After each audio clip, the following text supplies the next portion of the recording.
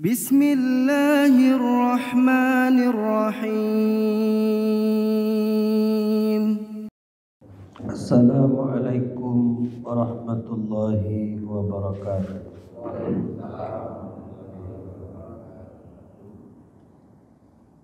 Bismillah, alhamdulillah, wassalatu wassalamu ala sayyidina Muhammad ibni Abdillah wa ala alihi wa sahbihi wa man wala. Wala hawla wala quwwata illa billah, amma ba'du. Yang saya muliakan dan saya hormati pada jemaah salat subuh beserta kajian yang insyaallah sama-sama dimuliakan oleh Allah Subhanahu wa taala. Alhamdulillah, pada pagi ini kita kembali dapat menghadiri sholat subuh berjamaah, dilengkapi dengan mengikuti kajian. Mudah-mudahan ini menjadi tabungan amal ibadah kita semuanya, amin ya rabbal alamin.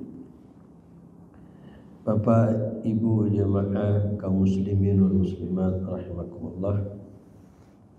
Seperti biasa, mari kita awali kajian ini dengan membaca Fatihah terlebih dahulu. Al-Fatihah ila hadratin Nabi Mustafa Sayyidina Muhammadin sallallahu alaihi wasallam wa ala alihi wa ashabihi wa dhurriyyatihi wa ahli إلى حضرة أستاذنا ومشايخنا ومصنفنا ومؤلفنا، ثم إلى حضرة جميع القبور من المسلمين والمسلمات والمؤمنين والمؤمنات، إلى حضرة جميع آبائنا وأمهاتنا وجدنا وجدنا، ثم إلى سادتنا أبي بكر الصديق سيدنا عمر بن الخطاب سيدنا عمر سيدنا علي بن أبي طالب رضي الله عنه، وإلى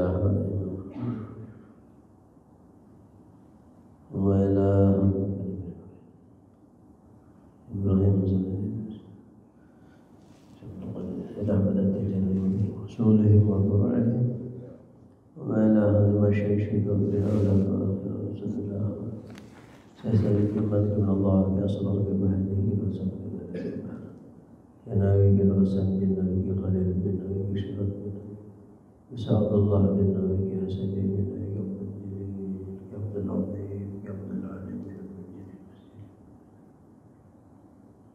مسلمه مسمى بن شيخ عبد العليم وسمعنا هذه شيخنا أحمد نووي بن عبد الجليل بأرض بن حسن Masnawi Syarullah Masbah Abdul Ya Abdullah Syarullah Syarullah Kirai Tayyib Ya Abdullah Tayyib Allah Ilabni Indah Yang Mendekat Yang Ya Syah Jimawiyah Banyak ilmiah Ya Sa'adiyah Ya Mujiyah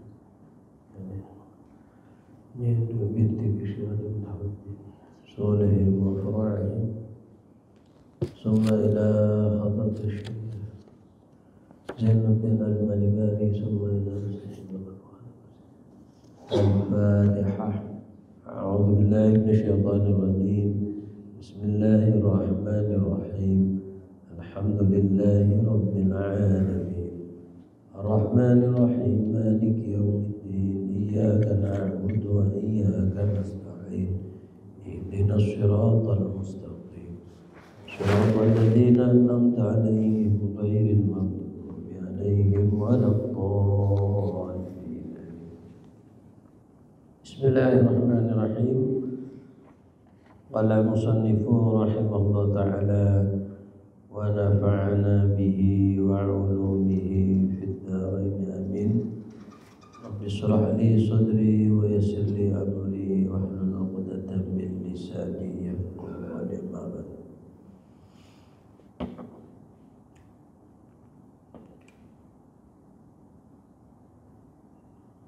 Pagi ini kita akan membahas tentang seputar ibadah haji. Sebagaimana kita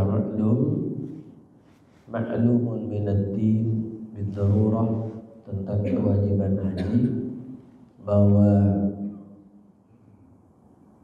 di antara rukun Islam yang 5 itu adalah melaksanakan ibadah haji. Wa atimmul hajja wal umrata lillah. Pada dasarnya ibadah itu ada 3 jenis, Bapak Ibu jemaah sekalian rahimakumullah. Ada yang pertama disebut dengan ibadah badaniyah, ibadah yang ketika melakukannya hanya membutuhkan fisik. Seperti apa? Sholat. Kita sholat subuh berjamaah ini kan, kita capek-capek masih dipaksakan datang ke masjid ini. Yang kedua disebut dengan ibadah maliyah. Apa? Maliyah itu ya finansial, uang, tidak butuh tenaga. Seperti apa? Zakat fitrah, itu yang wajib. Atau bersedekah. Orang berzakat atau bersedekah nggak harus keluarin tenaga, kayak sholat, kayak puasa. Kalau puasa itu kan ibadah, jenisnya jenis ibadah badaniyah, ibadah yang butuh fisik. Yang kedua adalah ibadah maliyah, ya ibadah yang enggak butuh fisik tapi butuh uang. Seperti apa? Zakat atau harta, ya, tidak harus uang. Sedekah, infak dan sejenisnya. Yang ketiga adalah ibadah badaniyah wa maliyah. Yang ketiga adalah ibadah yang tidak cukup fisik, tidak cukup harta, tapi kedua-duanya harus ada. Seperti apa? Haji. Makanya haji itu disebut dengan apa? Fadilahnya atau keutamaannya, al-hajjul mabrur laisa lahul jazaa illa jannah. Haji yang mabrur laisa lahul jazaa, tidak ada balasan lahu baginya illa jannah, kecuali surga. Jadi seolah-olah orang kalau ingin masuk surga ya harus haji, tentu haji yang mabrur. Maka dibela-belain sampai puluhan tahun, daftar puluhan tahun, dibela-belain sampai apa? Bayar puluhan juta, bahkan lebih dari itu. Ada yang 250, ada yang 300, bahkan ada yang sampai 500. Coba bayangkan. Saya tahun 2023 itu haji, ya, saya mendatangi perkemahan haji. Saya tanya itu yang haji furoda, ya, itu ratusan juta. Ada yang visanya visa amil, ya kan? Ada visa ziarah, ya, ada yang furoda dan mujamalah. Itu memang luar biasa. Orang antusias umat Islam untuk melaksanakan ibadah haji itu luar biasa.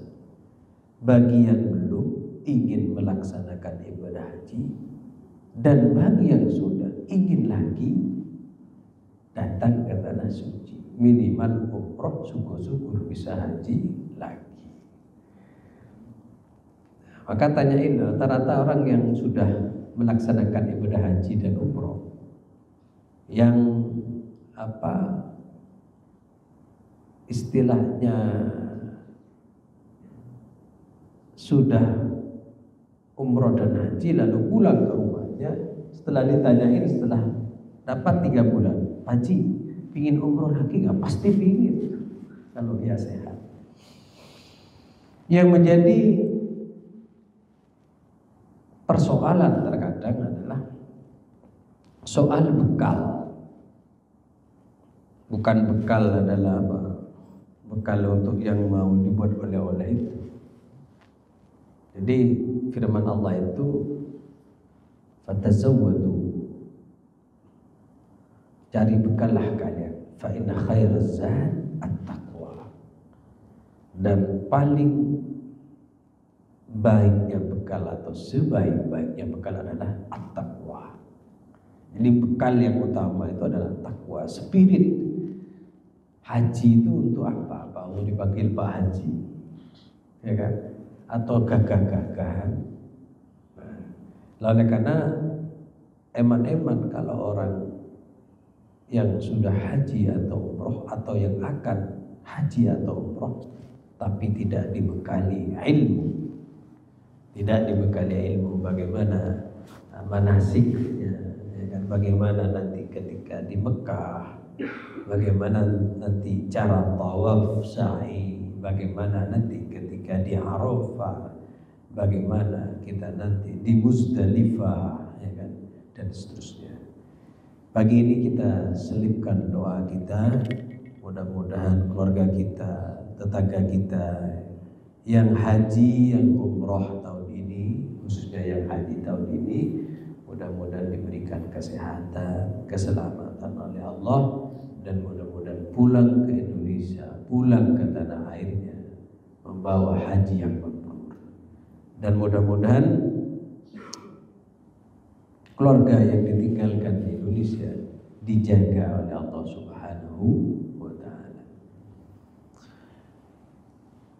Yang membedakan haji dan umroh itu hanya pada arbuzna. Apa arbuzna itu?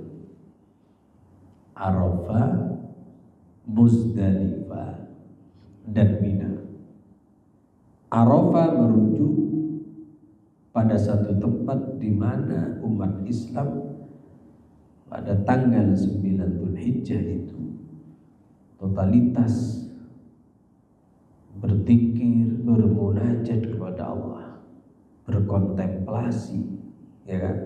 Menyatukan hati dan pikirannya untuk memohon kepada Allah agar dosa-dosanya dimaafkan oleh Allah, dosa istrinya, dosa anaknya, dosa keluarganya. Itu pada di tanah Arafah. Itu puncak dari ibadah haji itu ya di Arafah. Makanya disebut Al-Hajju Arafah. Haji itu ya Arafah. Lalu Arbuzna, Muzdalifah. Setelah dari Arafah bergeser ke Muzdalifah. Kalau di Arafah, Bapak Ibu jemaah sekalian, jemaah yang jutaan itu secara, kalau kita menggunakan 1 meter kali berapa teori tempat, maka memungkinkan karena memang tempatnya lebar. Makanya di Arafah itu relatif lebih nyaman, sekalipun memang panas, tapi tempat itu lebar di Arafah itu. Yang agak sulit biasanya berjubel itu ketika sudah geser dari Arafah ke Muzdalifah untuk mengambil kerikil.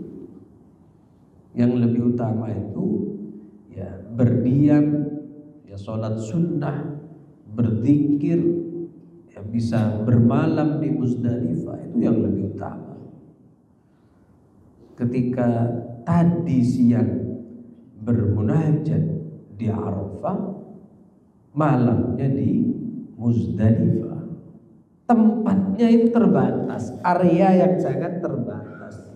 Kalau di Arafah misalnya 7 juta orang di Arafah itu masih menampung.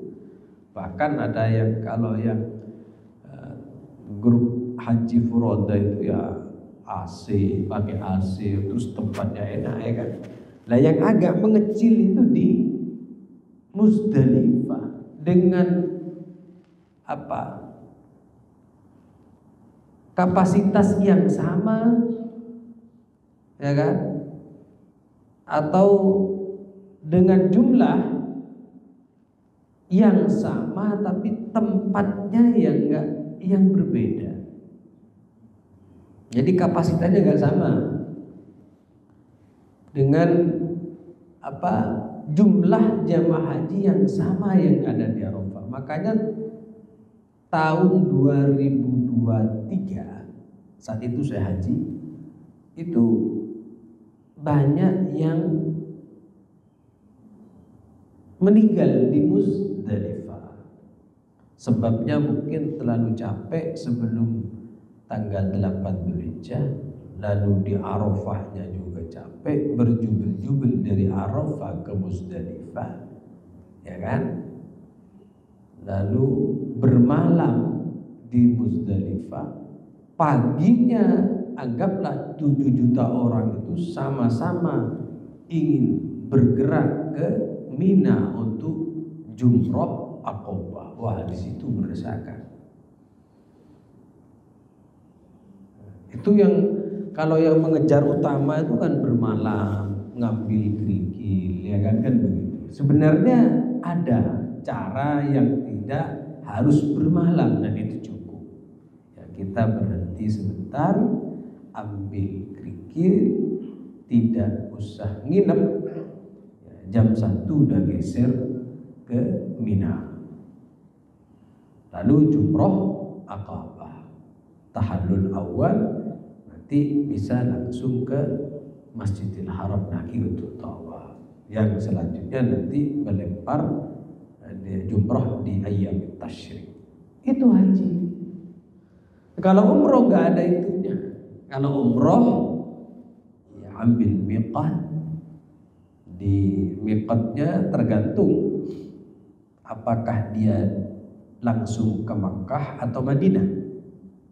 Kalau ia ke Makkah, langsung ke Makkah, pilihnya 2. Bisa ambil miqat di daerah di mana itu yang ditentukan, itu di atas pesawat bisa, atau ambil miqat di bandara, sudah niat umroh, setelah itu bergeser ke Mekah, naruh barang, istilahnya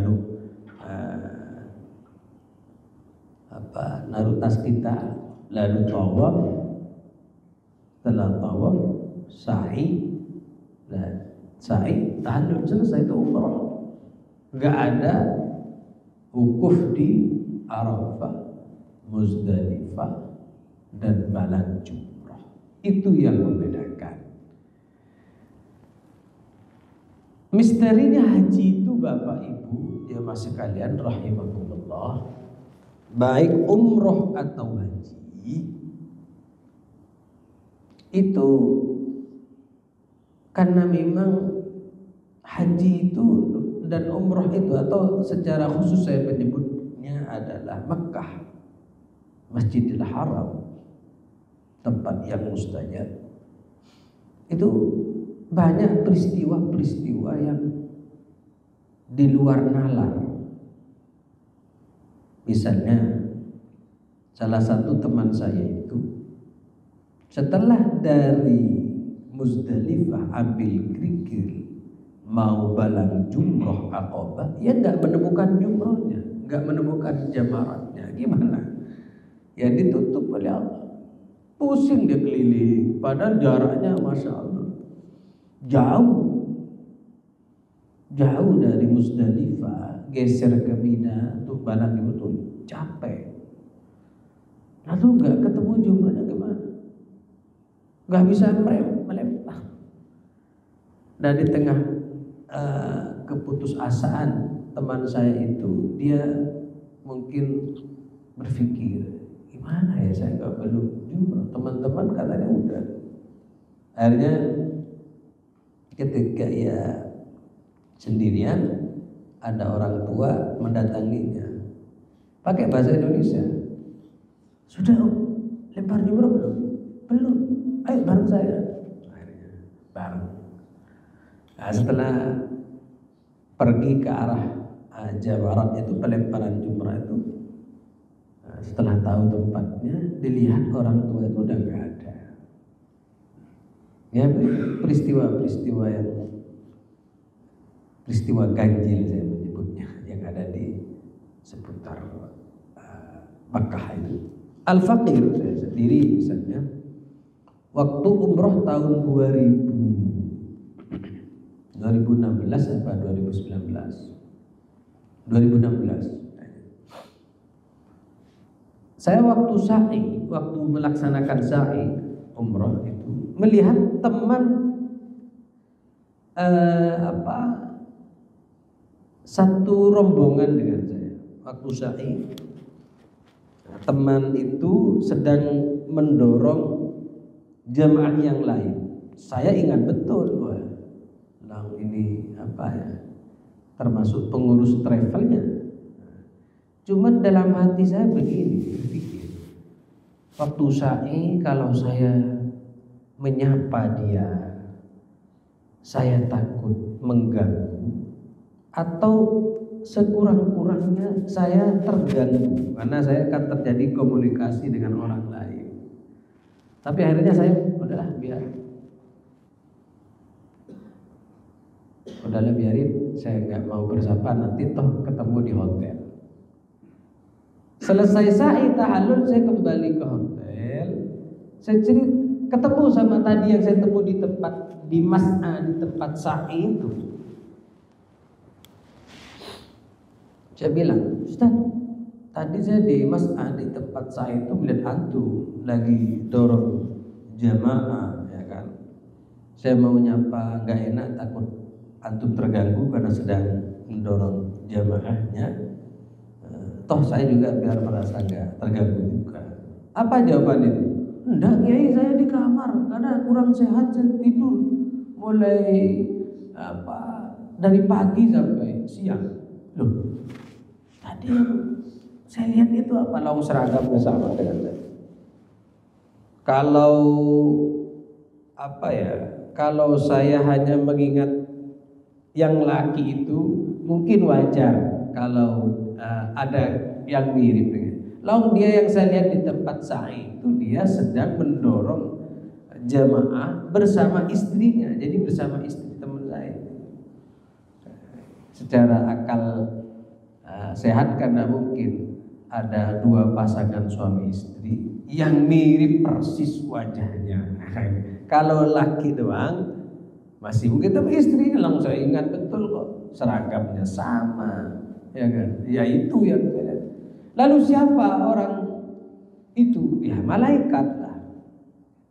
Begitu di Mekah itu begitu. Waktu saya melakukan tawaf, saya kan dapat ijazah dari salah satu teman, ya kiai di Solo, bilang, Kiai, saya dapat amalan dari sanadnya ke Kiai Ali Maksud Krepia, Yogyakarta. Apa gitu saya? Kiai tawaf sunnah seumurnya Kiai, jumlahnya seumurnya Kiai. Berarti kalau umurnya 45, tawafnya 45. Bukan umroh, tapi tawaf sunnah. Akhirnya ya qabil itu saya terima, ya kan? Akhirnya saya niat, azam, lalu saya ambil baju ihram, karena kalau nggak pakai baju ihram itu kan dilarang ya untuk masuk ke pelataran Masjidil Haram. Lalu saya tawaf, niat tawaf sunnah ya, sekaligus ya mengharap ridha Allah dan niat mengamalkan ijazah itu. Dapat 2 kira-kira 3 putaran. Ada orang tua itu yang megang di bahu sebelah kanan, karena tawaf itu kan gitu. Saya pikir orang tua itu setelah saya toleh agak tua dan jalannya nggak cepat. yang namanya agak tua ya. Saya pikir begini, oh mungkin orang tua saya ini megang bahu saya sebelah kanan, sekaligus apa? Biar dia merasa terbantu dengan jalan saya, karena sudah sepuh kan gitu kan? Atau mungkin orang tua itu megang saya biar saya nggak terlalu cepet tawafnya, ya kan? Ya udah, saya harus menyesuaikan dengan jalannya bapak itu sampai selesai. Saya tawaf 44 atau 45 waktu itu. Begitu saya noleh lagi, terus. Jadi seolah-olah mendorong saya, terus tawafnya dilanjutkan gitu. Begitu selesai, saya lihat nggak ada udah orang. Itulah haji dan umrah. Biasanya peristiwa-peristiwa ganjil, saya menyebutnya peristiwa-peristiwa aneh itu memang apa? Di Mekah. Kalau di Madinah orang menikmati ibadah, ya kan?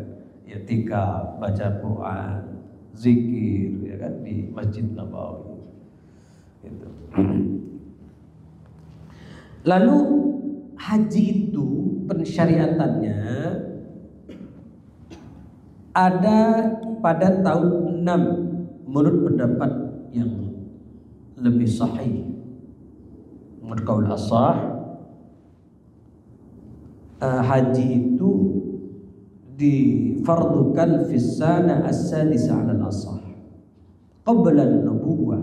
Hajjan Nabi sallallahu alaihi wasallam qabla an-nubuwah wa ba'daha wa qabla al-hijrah hijajan la yudra 'adaduha.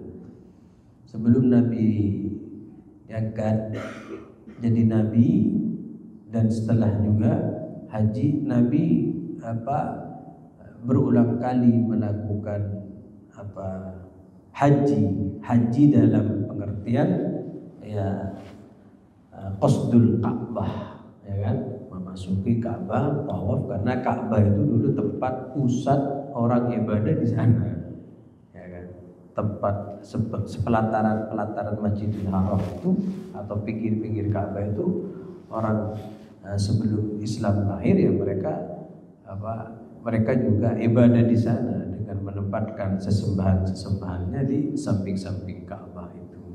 Gitu. Lalu jemaah sekalian yang perlu saya jelaskan pada kesempatan kali ini adalah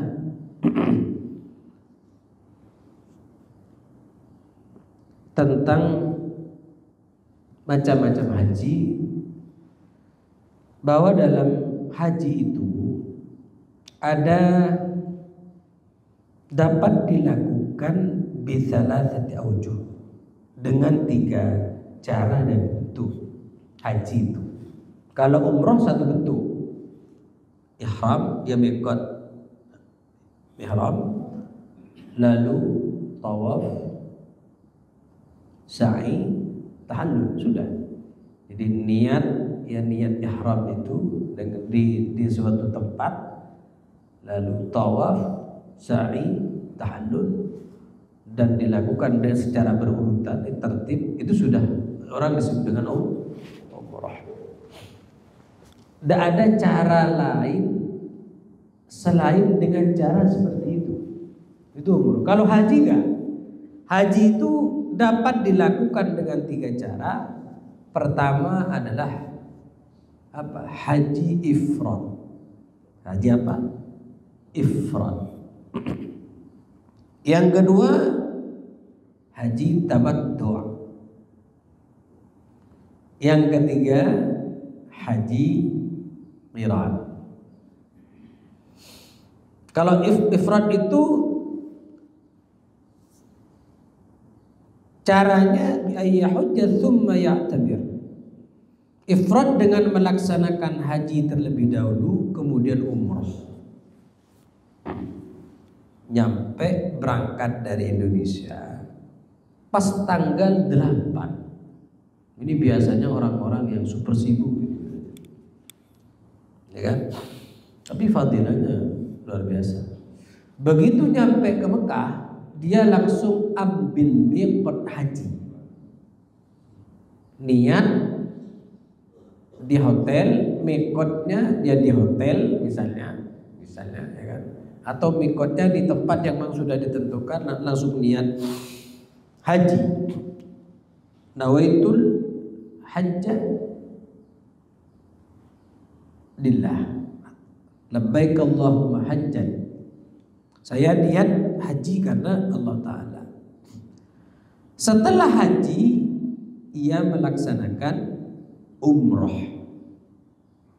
Jadi ifrad itu tersendiri, hajinya tersendiri, umrohnya tersendiri. Haji apa namanya? Ifrad. Yang kedua haji tamattu bi ayya'tamira thumma yahujja. Yang kedua adalah haji tamattu. Kebalikannya haji ifrad. Kalau tadi haji ifrad, haji dulu lalu umrah. Kalau tamattu, umroh dulu baru haji. Dan hampir 100% jemaah asal Indonesia itu memilih cara haji tamattu. Hanya sebagian orang yang haji ifrad itu, dan orang-orang tertentu.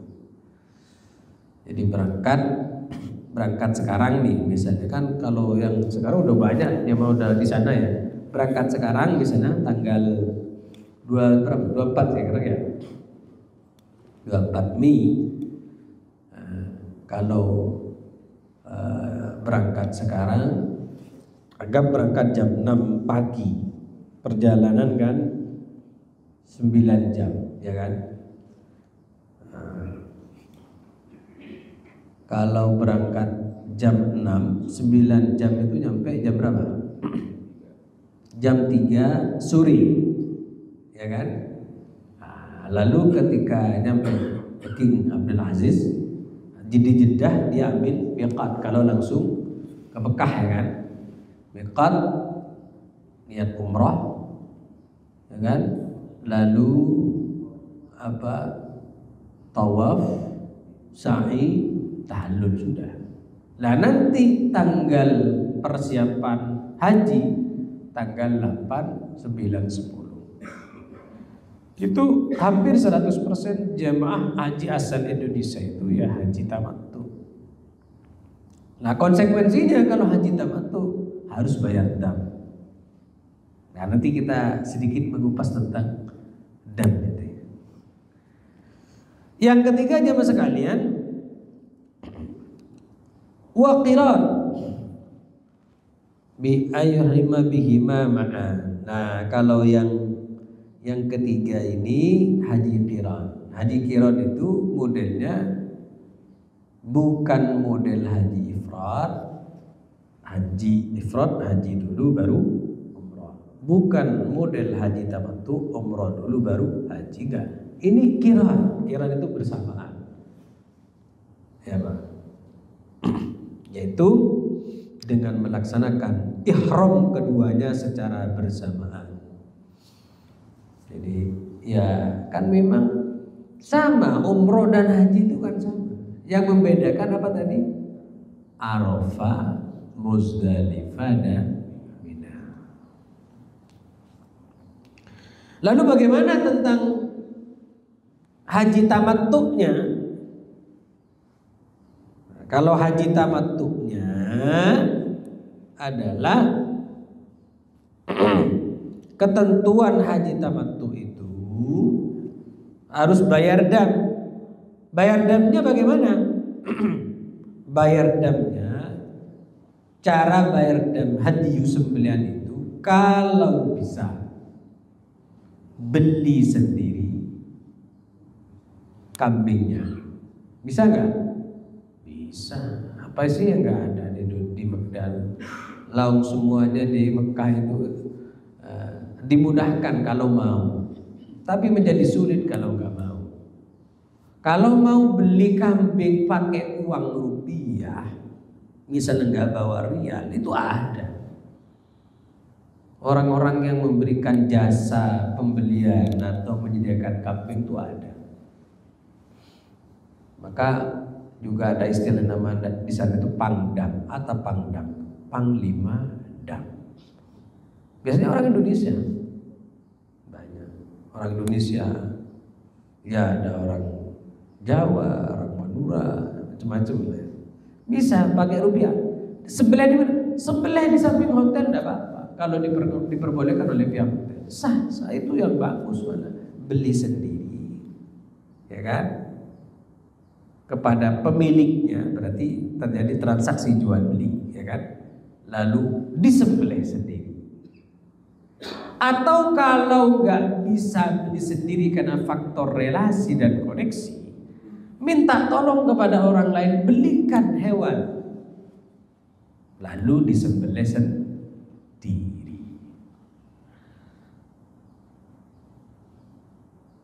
Itu caranya. Jadi bisa beli sendiri lalu sembelih sendiri, atau minta tolong ke orang, mewakilkan kepada orang untuk dibelikan kambing lalu disembelih sendiri.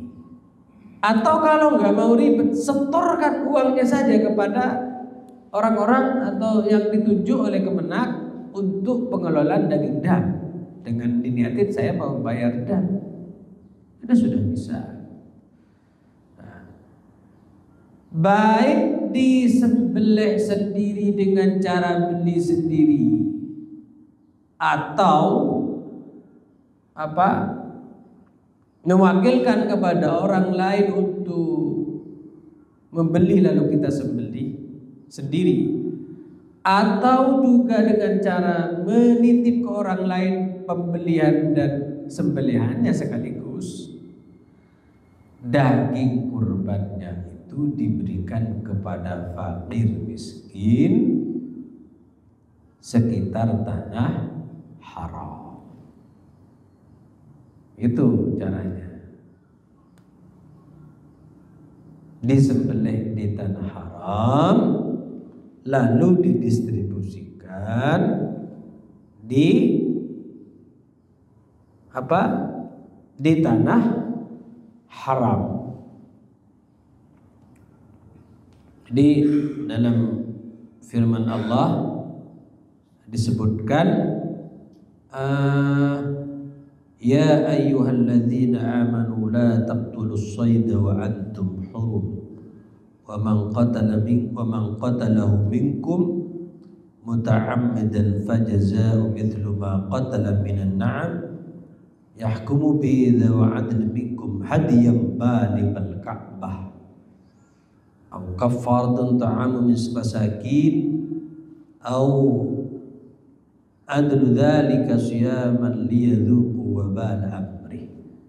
Jadi kata hadiyan balighal ka'bah itu berarti ulama memberikan satu ketentuan penyembelihannya harus di tanah haram. Itu.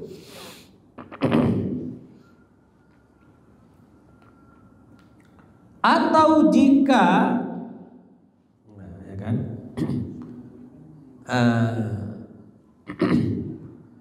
jika di tanah haram penyembelihannya lalu didistribusikan dagingnya keluar tanah haram, itu bagaimana? Itu juga hukumnya boleh. Hukumnya boleh. Jadi ketentuannya itu yang pertama, langkah yang pertama disembelih di tanah haram lalu didistribusikan di tanah haram.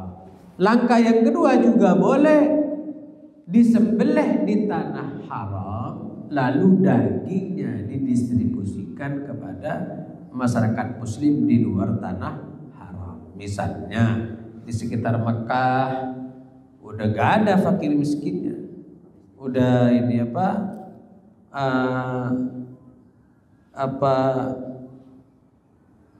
kaya semua misalnya, maka boleh dagingnya dikirim ke tanah halal. Tanah halal itu apa? Tanah yang bukan tanah haram, termasuk didistribusikan di Indonesia. Tapi sembelihnya di mana? Sembelihnya di tanah haram.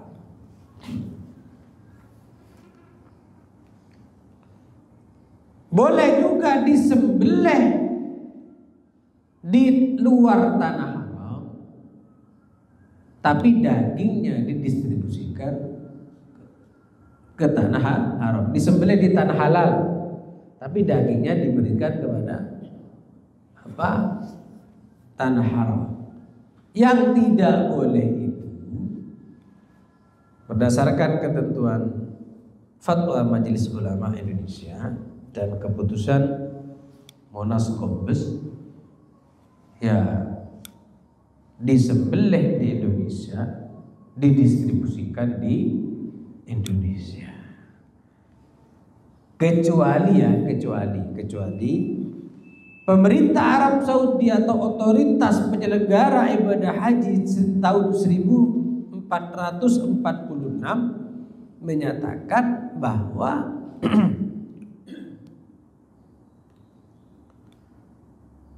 tidak boleh menyembelih di tanah haram, ya kan? Karena terjadi wabah, penyakit dan lain sebagainya. Silahkan sembelih di luar tanah haram dan distribusikan juga di tanah, maka boleh. Nah, kan persoalannya di sini fakir miskinnya masih ada di tanah haram, ya kan? Kambing-kambingnya masih tersedia di tanah haram. Maka cara yang baik tetap adalah disembelih di tanah haram, daging kurbannya diberikan di tanah haram, atau disembelih di tanah haram, ya kan, daging kurbannya didistribusikan di luar tanah haram, boleh. Atau disembelih di luar tanah haram, tapi daging kurbannya tetap distribusikan di tanah haram. Itu harus dilakukan dengan cara tertib. Kalau ada udzur baik hissi atau syar'i, tidak mungkin untuk disembelih di tanah haram dan tidak mungkin didistribusikan di tanah haram juga, maka boleh disembelih di luar tanah haram dan dagingnya disembelih didistribusikan di tanah halal juga seperti di Indonesia. Jadi di sini disebutkan wa idza wajaba 'alal muhrim damun li ajli al-ihram kadamit tamattu wal qiran wa damit tibi aw jazaa'i as-sayd wajaba 'alaihi surfuhu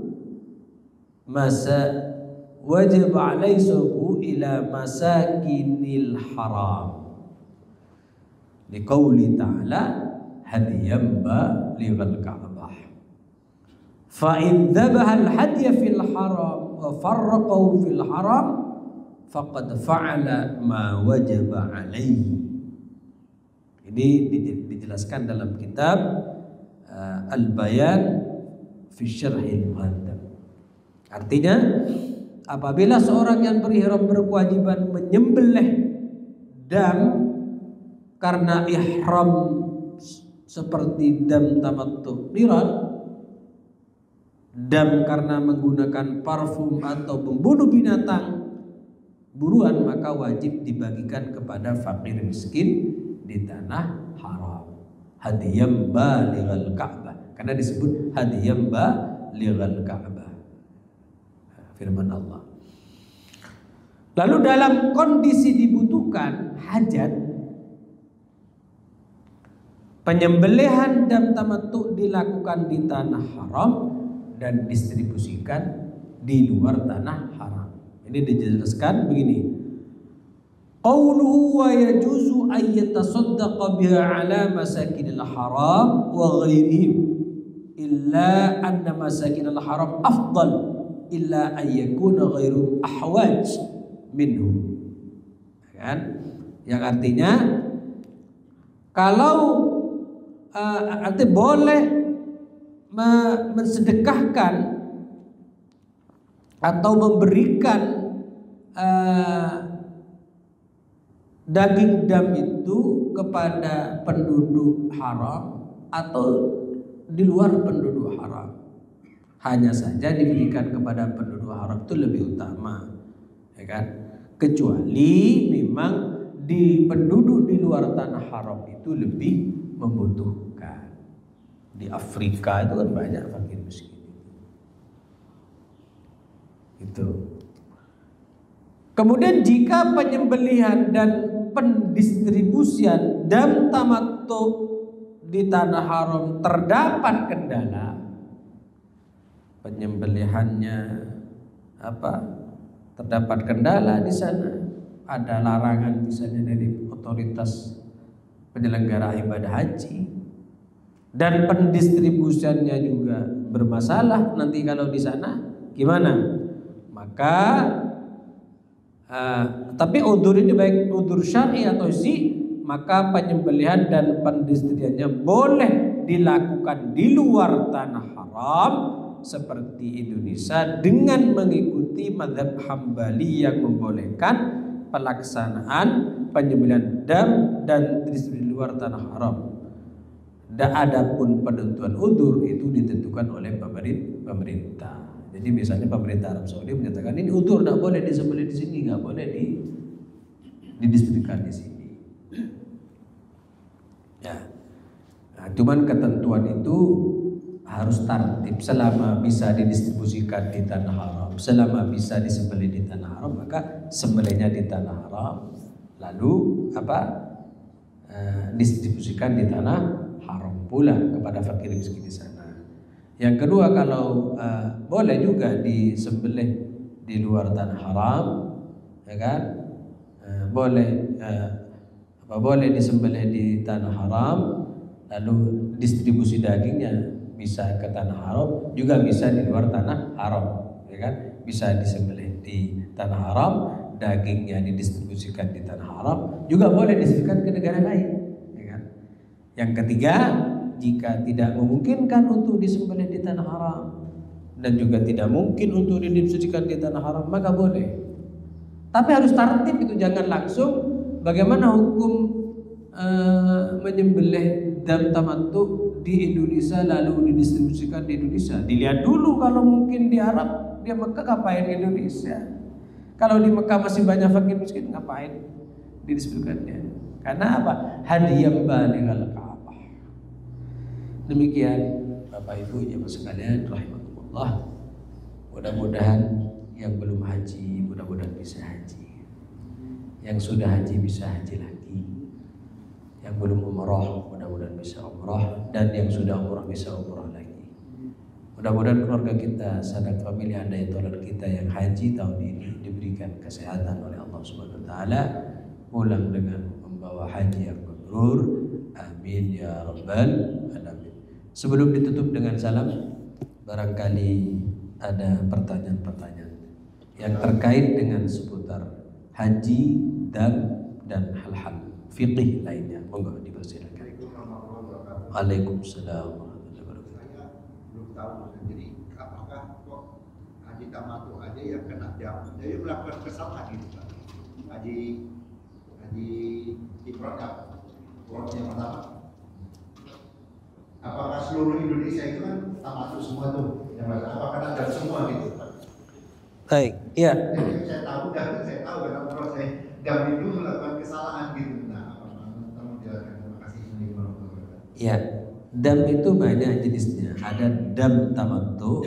Dam tamattu itu dam yang terikat atau terkait dengan pelaksanaan ibadah hajinya, dengan model hajinya.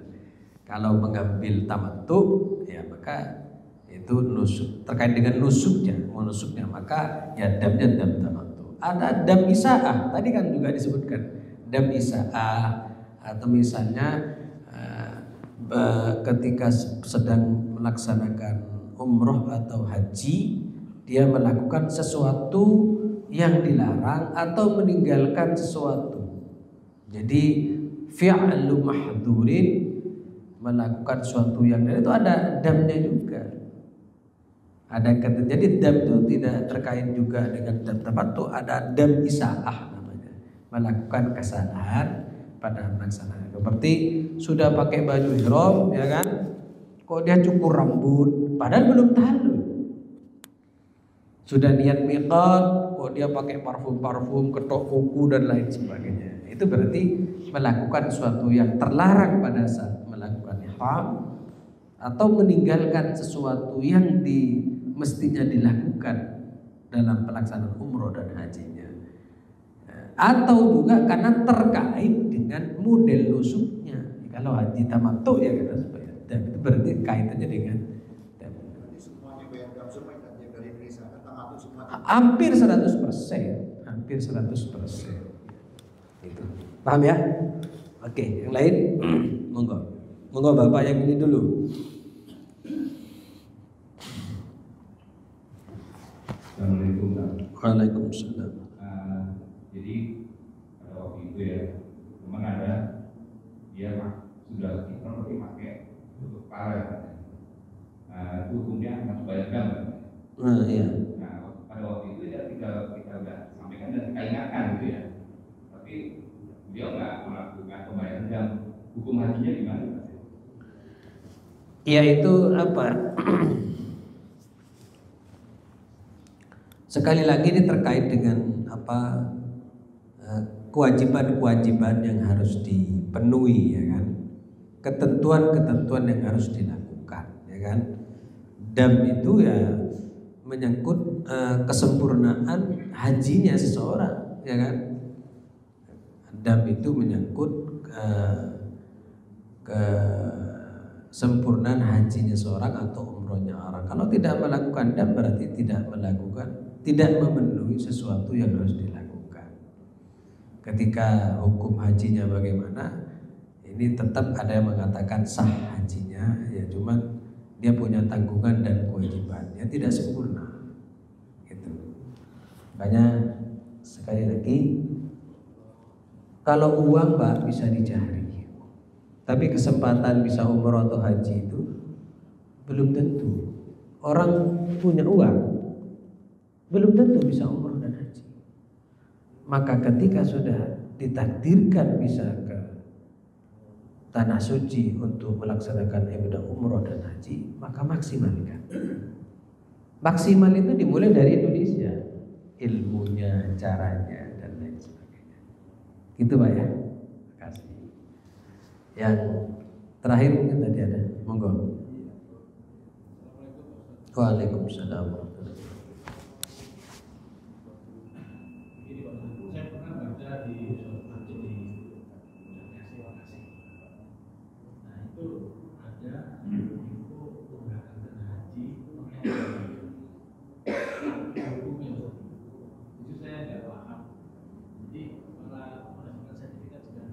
Iya, badal haji. Sebenarnya gini, orang yang sudah mampu haji lalu ia tidak haji, itu dosa. Tapi ketika orang itu sudah meninggal, maka dia sudah tidak punya kewajiban apa-apa. Kalau meninggal, sama dengan sholat. Orang tidak sholat itu dosa. Berarti dia punya hutang. Kan gitu toh. Nah, kemudian kalau sudah meninggal, sudah tidak punya tanggungan. Cuman hutang sholatnya itu bagaimana? Di sini ada ulama mengatakan boleh tetap wajib qadha, berarti yang mengqadai adalah ahli warisnya. Ada yang mengatakan tidak, berarti tetap dosa baginya.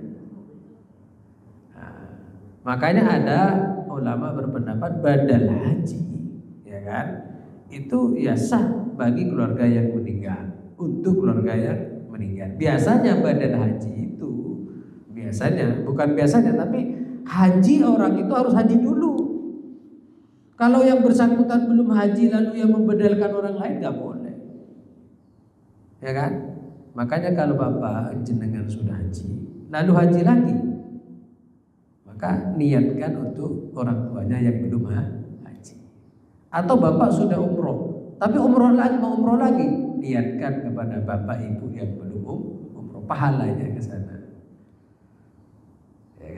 Kalau umroh bisa berulang kali, ya kan? Misalnya umroh 9 hari itu bisa umroh 3-4 kali. Pertama umroh untuk dirinya, ya kan? Umroh berikutnya nanti ambil miqat, ya kan? Saya umroh yang kedua ini diniatkan untuk bapak saya, boleh seperti itu. Nanti istirahat di hotel 1 hari berikutnya ambil miqat lagi, umroh yang berikut ini pahalanya untuk ibu saya, boleh. Haji boleh juga, tapi yang bersangkutan harus haji dulu. Gak boleh saya haji ini sekaligus hajinya orang tua gitu. Lalu dia sebenarnya yang kewajiban dulu, ya kan? Baru kalau jenengan sudah haji di tahun berikutnya ada kesempatan untuk haji, boleh itu hajinya untuk orang tuanya. Atau boleh juga minta tolong ke orang lain untuk menghajikan orang tuanya. Biasanya ada jasanya, berbayar biasanya. Tergantung, kalau mau nggak usah bayar, bagus, berarti dia membantu, ya kan? Nah, kalau minta saya mau tapi kasih uang lelah sekian, boleh. Badal haji ini prakteknya seperti itu. Paham ya? Oke, makasih. Saya kira ini materi pagi ini mudah-mudahan bermanfaat, khususnya kepada pribadi saya. Ala hadhihi wa ala mana wa salafun al-Fatihah. Ya na'budu wa ya nasta'in ihdinas siratal mustaqim. Shiratal ladzina an'amta 'alaihim ghairil maghdubi 'alaihim waladdallin. Bismillahirrahmanirrahim. Wassallallahu ala sayyidina Muhammadin. Allahumma la qulubana bi nuri hidayika kama nawwarta al-ardha bi nurika bi rahmatika ya arhamar rahimin. Rabbana anfa'na bima 'allamtana wa 'allimna alladhi yanfa'una. Rabbi faqihna wa faqihna wa qarabati lana fi dinina. Wa sallallahu ala sayyidina Muhammadin walhamdulillahi rabbil alamin. Wallahu muwaffiq ila aqwamit thariq. Assalamualaikum warahmatullahi wabarakatuh. فبأي آلاء ربكما تكذبان